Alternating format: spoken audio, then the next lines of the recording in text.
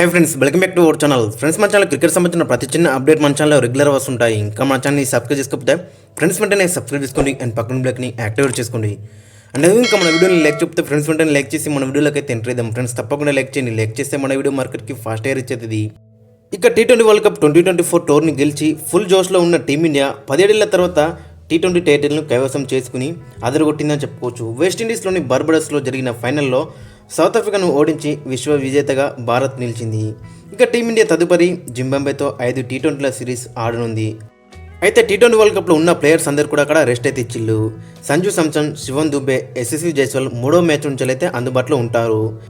ఇక ఈ సిరీస్లో భాగంగా ఫస్ట్ మ్యాచ్ వచ్చేసి అక్కడ జూలై 6న జరగబోతుంది. ఇక ఈ మ్యాచ్కి కాంబినేషన్ ఒకసారి మనం చూసుకుంటే శుభ్మన్ గిల్ అండ్ అభిషేక్ శర్మ అయితే ఓపెనింగ్లో బరిలోకి దిగే అవకాశం అయితే మనకు కనిపిస్తుంది. లెఫ్ట్ రైట్ కాంబినేషన్ కూడా ఉంటుంది. ఇక శుభ్మన్ గిల్ అయితే మరి గత ఐపీఎల్ ఆడిండు. ఐపీఎల్ నుంచి మళ్ళీ అక్కడ ఎలాంటి కాంపిటేటివ్ గేమ్ అయితే ఆడలేడు. 12 మ్యాచ్లో 426 రన్స్ అయితే కొట్టిండు. ఐపీఎల్ ఒక సెంచరీ కొట్టిండు. 38 యావరేజ్ ఉంది. 147 స్ట్రైక్ రేట్తోని మరి మంచి ఫామ్లో ఉండడని చెప్పుకోవచ్చు. ఐపీఎల్లో మాత్రం డీసెంట్గా రానిచ్చిండు. అంత పెద్ద అగ్రెసివ్ స్టార్ట్స్ అయితే ఇతను దొరకకుండా కానీ మరి డీసెంట్ స్ట్రైక్ రేట్ ఉందని చెప్పుకోవచ్చు. అక్కడ 147. ఇక మరి కెప్టెన్సీలో మనకి ఇంట్రెస్టింగ్గా కనబడుతుంది. మరి ఏ విధంగా ముందుకు తీసుకువెళ్తారు అనేది మరి ఇక్కడనే మనకు అర్థమవుతుంది. మరి ఈ సిరీస్లో గిట్ట మంచిగా రాణించి ఆయన బ్యాటింగ్లో కూడా మంచిగా రాణిస్తే గిట్ట ఖచ్చితంగా మరి ఫ్యూచర్ కెప్టెన్ కింద అయ్యే అవకాశం అయితే మనకు కనిపిస్తుంది. ఇక మరో ఓపెనర్ వచ్చేసి అభిషేక్ శర్మ. ఐపీఎల్లో మనం చూసినాక ఇతని విధ్వంసం ఏ విధంగా ఉందో 16 మ్యాచ్లో 484 రన్స్ కొట్టిండు. 75 హైయెస్ట్ స్కోరు, 32 యావరేజ్ ఉంది. అక్కడ స్ట్రైక్ రేట్ చూసుకుంటే వామ్ ఆనాల్సిందే. 202 స్ట్రైక్ రేట్తోని మొత్తం సీజన్ మొత్తం కంటిన్యూ అయితే చేసిండు. మరి అందులో మరి అక్కడ చూసుకుంటే 42 సిక్సెస్ అయితే కొట్టిండు. ఇక బౌలింగ్లో కూడా మరి ఒకవేళ గిట్ట స్పిన్ ట్రాక్ అయితే 4 ఓవర్లు పక్కా వేస్తాడు. మినిమం 2-3 ఓవర్లు అయితే గ్యారెంటీ అని చెప్పుకోవచ్చు మ్యాచ్కి అయితే. రీసెంట్గా మరి అక్కడ వాళ్ళ పంజాబ్ లీగ్లో కూడా మంచిగా రానిచ్చిండు. కాబట్టి మంచి ఫామ్లో ఉన్నాడని చెప్పుకోవచ్చు అక్కడ అభిషేక్ శర్మ. ఇక నెంబర్ 3లో చూసుకుంటే రుతురాజ్ గైక్వాడ్. 14 మ్యాచ్లో 583 రన్స్ కొట్టిండు. ఐపీఎల్లో ఒక సెంచరీ ఉంది. 53 యావరేజ్ ఉంది. 147 స్ట్రైక్ రేట్ ఉంది. బట్ ఇక్కడ మనం చూసుకుంటే మరి రీసెంట్గా వాళ్ళ ఎంపీఎల్లో అక్కడ మరి మిడిల్ ఆర్డర్లో కూడా ఆడింది కాబట్టి మరి ఇక్కడ కూడా నెంబర్ 3 మిడిల్ ఆర్డర్లో ఆడే అవకాశం అయితే మనకు కనిపిస్తుంది. ఇక నెంబర్ 4లో మనం చూసుకుంటే రియాన్ పరాగ్. ఐపీఎల్లో మనం చూసినాక మరి ఎంత కన్సిస్టెంట్గా రానిచ్చిండో. ఈ సీజన్లో మాత్రం 15 మ్యాచ్లో 573 రన్స్ కొట్టిండు. 84 హైయెస్ట్ స్కోరు, 450s ఉన్నాయి.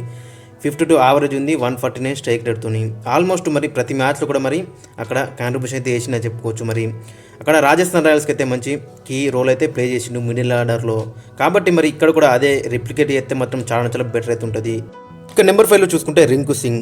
14 మ్యాచ్లో 168 రన్స్ మాత్రం స్కోర్ చేసిండు. మరి 18 యావరేజ్ ఉంది. 148 స్ట్రైక్ రేట్ మాత్రం ఉంది. 26 హైయెస్ట్ స్కోరు. మరి అక్కడ చూసుకుంటే 6 ఎన్ని కొట్టినట్టే జస్ట్ 8 6 మాత్రం కొట్టిండు. అంతకుముందు సీజన్లో మరి ఒకటే ఓవర్లో 5 6 కొట్టిన ప్లేయరు మరి లాస్ట్ సీజన్లో జస్ట్ 8 6 మాత్రం కొట్టిండు 14 మ్యాచ్లో. కాబట్టి మరి కొంచెం ఆర్డినరీ పర్ఫార్మెన్స్ అయితే మనకు కనిపించింది. ఆ పర్ఫార్మెన్స్తో మరి అక్కడ వరల్డ్ కప్ స్కోర్లో కూడా మిస్ అయ్యిండు. బట్ రింకు సింగ్ ఎబిలిటీ మనందరికి తెలిసిందే. తనదైన రోజున ఒంటి చేత్తో అయితే మ్యాచ్ అయితే గెలిపిస్తాడు. ఇక నెంబర్ 6లో మనం చూసుకుంటే ధ్రువ్ జురెల్ మరి వికెట్ కీపర్గా ఆడే అవకాశం ఉంటుంది. నెంబర్ 6లో 14 మ్యాచ్లో 195 రన్స్ అయితే స్కోర్ చేసిండు. 56 హైయెస్ట్ స్కోరు, 2 50s ఉన్నాయి. 24 యావరేజ్, 138 స్ట్రైక్ రేటు.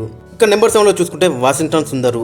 గత ఐపీఎల్ అయితే తనకైతే డిజాస్టర్ అని చెప్పుకోవచ్చు. ఎందుకంటే 2 మ్యాచ్లు ఆడిండు. 2 మ్యాచ్లో కూడా ఒకటే వికెట్ ఇచ్చిండు. ఆ ఒక్క మ్యాచ్లో అని మరి 46 రన్లు అయితే ఇచ్చిండు. ఒక వికెట్ తీసుకున్నాడు ఆ మ్యాచ్లో అయితే. చాలా డిజాస్టర్ అని చెప్పుకోవచ్చు. ఇక బ్యాట్తో అయితే మరి 0 రన్స్ అని చెప్పుకోవచ్చు. ఆ 2 మ్యాచ్లో కూడా ఒక రన్ కూడా ఇతనైతే కొట్టలేకపోయిండు. కాబట్టి మరి చాలా డిజాస్టర్ ఐపీఎల్ అని చెప్పుకోవచ్చు. బట్ ఇక్కడికి వచ్చేసరికి మరి ఏ విధంగా పర్ఫామ్ చేస్తారనేది మనకి ఇంట్రెస్టింగ్ అయితే కనబడుతుంది. ఇక నెంబర్ 8లో మనం చూసుకుంటే రవి బిష్ణోయ్ కూడా అంత పెద్ద అయితే రాణించింది లేదు. గత ఐపీఎల్లో 14 మ్యాచ్లో కేవలం 10 వికెట్లు మాత్రమే తీసిండు. ఇంకా ఎకనమీ కూడా కొంచెం ఎక్కువ ఉందని చెప్పుకోవచ్చు. 8.7. ఇక ఇతని బెస్ట్ వచ్చేసి 2 for 25 అయితే ఉంది. మరి అంత అనుకున్నట్టయితే రాణించకపోయిండు. బట్ ఇక్కడ వచ్చేసరికి మరి ఏ విధంగా రాణిస్తారు అనేది మనకి ఇంట్రెస్టింగ్ అయితే కనబడుతుంది. ఆల్రెడీ టీంలోకి ఎన్నో మ్యాచ్లు ఆడిండు. ఎన్నో వికెట్స్ అయితే తీసుకున్నాడు. ఇక నెంబర్ 9లో చూసుకుంటే ఆవేష్ ఖాన్ కూడా మరి గత ఐపీఎల్లో చూసుకుంటే మరి 16 మ్యాచ్లో 19 వికెట్లే తీసిండు.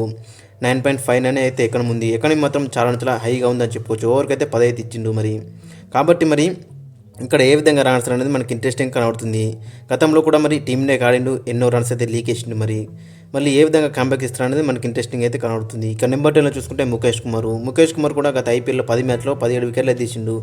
మంచిగా రానిచ్చినా కానీ అక్కడ కొంచెం ఎక్స్పెన్సివ్ అయితే ప్రూవ్ అయినా చెప్పుకోవచ్చు. మరి ఓవర్కైతే దాదాపు 11 అయితే ఇచ్చిండు.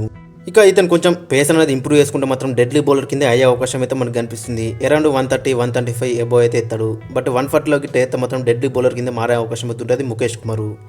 ఇక నెంబర్ లెవెల్లో మనం చూసుకుంటే ఖలీల్ అహ్మద్ కూడా మరి అక్కడ 14 మ్యాచ్లో 17 వికెట్లు అయితే తీసిండు. మరి ఢిల్లీ క్యాపిటల్స్కి అయితే 9.58 ఎకనమీ అవుతుంది. ఎకనమీ కూడా కొంచెం ఎక్కువ ఉందని చెప్పుకోవచ్చు. మరి 2/21 అయితే బెస్ట్ అని చెప్పుకోవచ్చు. మరి పవర్ ప్లే అయితే వికెట్లు అయితే తీస్తారు. కొంచెం మూమెంట్ లభించని మరి డెడ్లీ బౌలర్ కింద మారే అవకాశం అయితే ఉంటుంది. దట్టు లెఫ్ట్ ఆర్మ్ పేసర్ కాబట్టి మరి అందుకే అక్కడ సెలెక్ట్ అయితే చేసిళ్ళు. వరల్డ్ కప్ స్క్వాడ్లో కూడా మరి అక్కడ రిజర్వ్ ప్లేయర్ అయితే ఉన్నాడు.